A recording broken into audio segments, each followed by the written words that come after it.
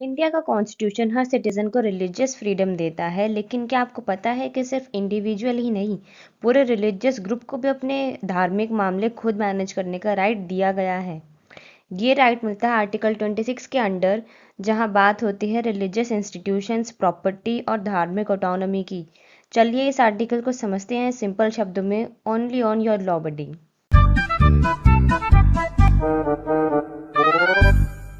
So Article 26 talks about freedom to manage religious affairs.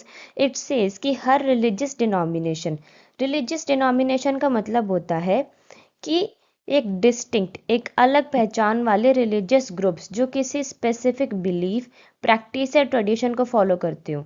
यानी कि एक ऐसा रिलीजियस ग्रुप या संप्रदाय जो किसी मजहब के अंदर आता हो, लेकिन उसकी अपनी अलग एक पहचान है, अलग रिचुअल्स है, अलग रूल्स हैं।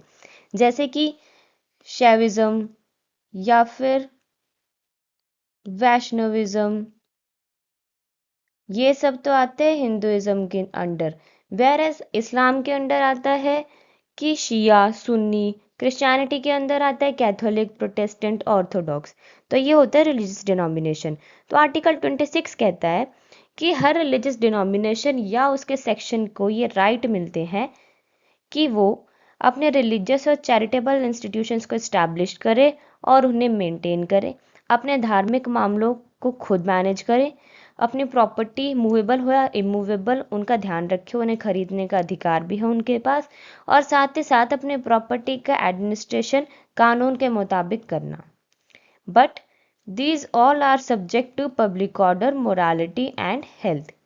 अब हम इसी से रिलेटेड कुछ case laws, important case laws करेंगे, जिसमें से कि पहला केस लॉ है TMA Pai foundation versus the state of Karnataka. ये केस है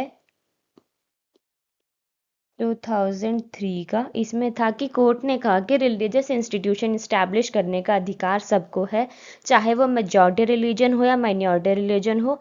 आर्टिकल 26 सभी रिलीजन को इक्वल प्रोटेक्शन देता है। इसी के बाद हमारे पास एक केस है जो कि है SP Mittal versus union of India 1983।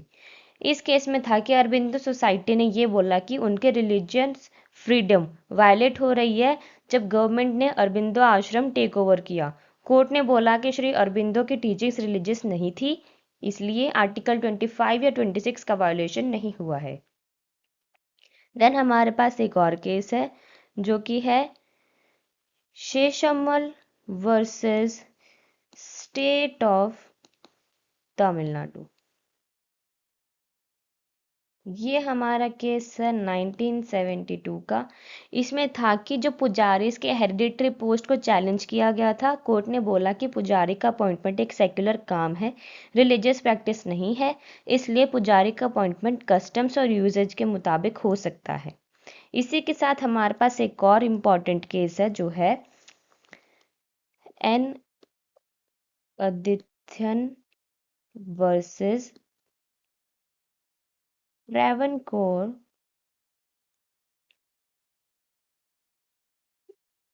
Devaswom board.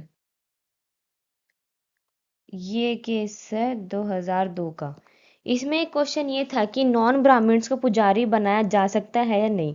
तो सुप्रीम कोर्ट ने बोला कि ब्राह्मण्स का मोनोपोली नहीं है पूजा परफॉर्म करने पर। अगर कोई नॉन ब्राह्मण पूजा करने में वेल वर्स्ड है तो उसे भी पुजारी बनाया जा सकता है। तो दोस्तों ये था आर्टिकल 26। अगर ये वीडियो आपको पसंद आया हो तो लाइक, शेयर और सब्सक्राइब ज़रूर करें और कमेंट करके बताएं कि आप किस आर्टिकल पर अगला वीडियो देखना चाहेंगे। मिलते हैं अगले वीडियो में योर लॉ बडी के साथ। Thank you.